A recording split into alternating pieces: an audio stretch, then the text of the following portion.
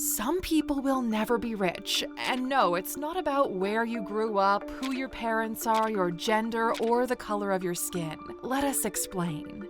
Welcome to alux.com, the place where future billionaires come to get inspired. These 100 dots are meant to symbolize the world's population from a quality of life and living standard perspective. To be rich means you're part of the top 20%. To be poor, you guessed it, it's the bottom 20%. Everyone in the middle is called the middle class, where you can be broken into upper and lower middle class, but that's not of interest to you. You see, being rich is relative. You're only rich compared to other people. In order to qualify as rich, you need 80% of the comparable population to have a quality of life lower than you do. This applies to both a macro level and to your local community. By simple statistics, if we agree that this top 20% rule in terms of living standard applies, then 80% of the population will never be rich. So, we're done with this video, right?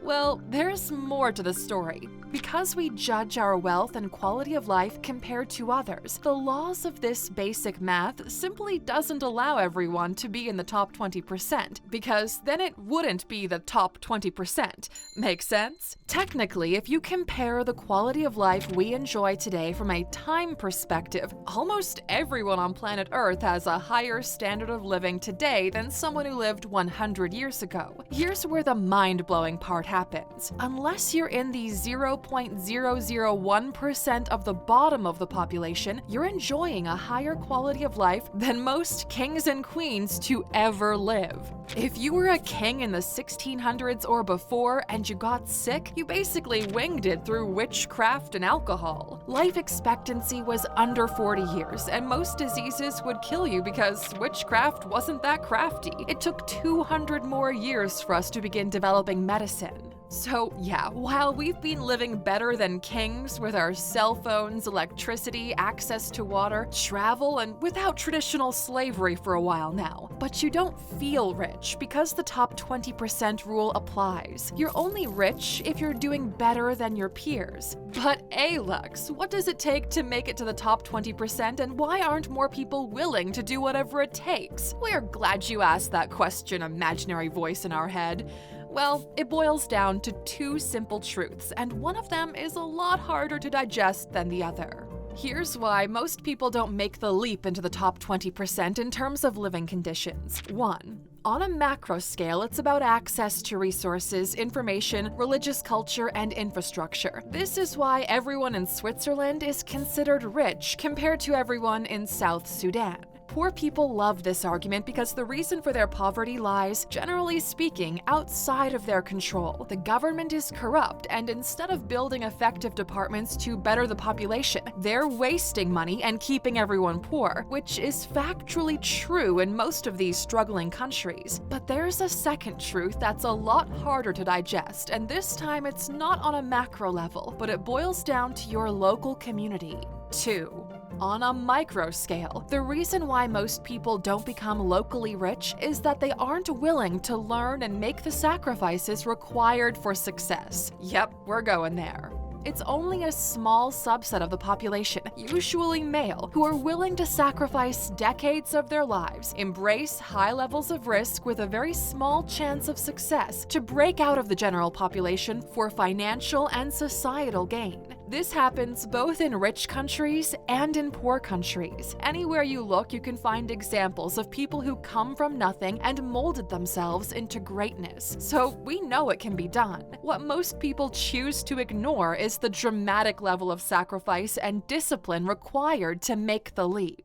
If the biggest factor keeping you in poverty is geographical, it usually requires leaving your roots behind in order to relocate to places with more opportunities. It's incredibly hard to leave your hometown, leaving the familiar space and venturing into the unknown on your own. And guess what? Over 80% of the population is not willing to take that kind of risk. Statistically, you'll be born in the same geography as your parents were. You'll be educated there, find a partner within within a 30-mile radius from where you were born, spend the majority of your life working no further than 60 minutes from your home, and you'll probably die there as well. This is a wake-up call for you watching this video right now. If in this equation you aren't able to maximize the opportunity available to you regionally, you'll likely live an average life, a decent life, but nothing out of the ordinary. The second part is finding out your physical and mental limits. Are you able to work 8 hours a day, 10 to 12 to 14 hours a day? Are you able to learn and willing to keep doing it over and over again without any immediate outcome?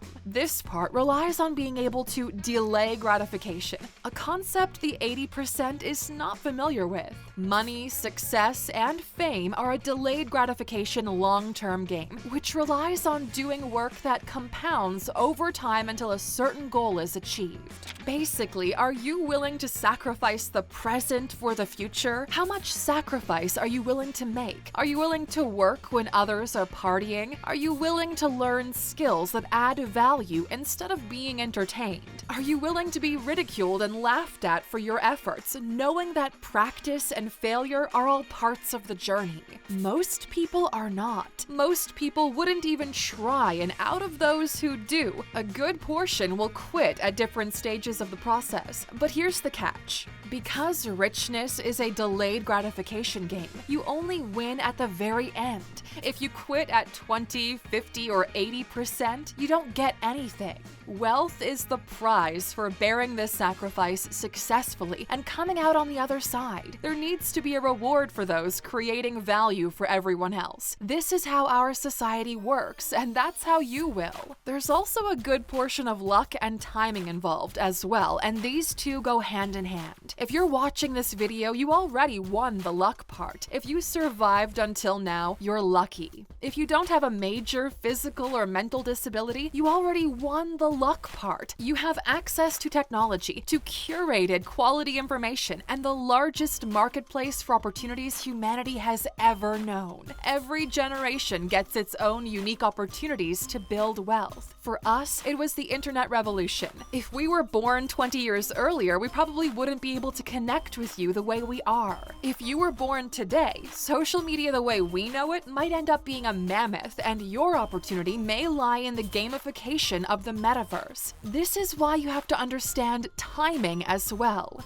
Find where the opportunities of your time are and focus your efforts there. Gain specialized knowledge in a field where value is being generated and society will pay you for your skills. Most people aren't willing to learn how to use the tools of the present, so those who do learn how to use them have a massive competitive advantage. Money, wealth, and success are a lot less complicated than the world makes it seem. You need to learn the rules of the money game if you want to win the game, and we congratulate you on taking the time to do so today. The fastest way to build wealth and success in your life is to assume what's called asymmetric risk. This is a concept that has fascinated us since we discovered it and has generated the highest amount of wealth for us personally. Next Sunday, we'll do a video specifically on asymmetric risk, what it is, and how you can actionably use it to build wealth for yourself. So apart from being a subscriber, turn on the notifications so you don't miss it. And as a reward for watching this new style of Sunday motivational video until the very end, we're still going to share a bonus to keep up with tradition. Your ability to win isn't dependent on other people. You're going to win based on what you do today, tomorrow, and every day moving forward. It doesn't matter what others think, say, or do. You're not racing against them. You're racing against the things that make your current life miserable, and almost all of them are under your control. Even if you don't win big, you have the ability and the responsibility to make your life suck less. So do it. Go through life naively thinking everything good can happen for you and pay no attention to the naysayers. You'll find yourself surrounded by opportunities they're blind to. We got wealthy because we didn't listen to those who said what we wanted to do couldn't be done. So Aluxers, are you going to live your life based on what you want out of it, or will you let others decide what your life should be like? If you're willing to bet on yourself, write the word "me" in caps in the comments. Most of those who do are on a journey to not only get to the top 20%, but to make it to the very summit.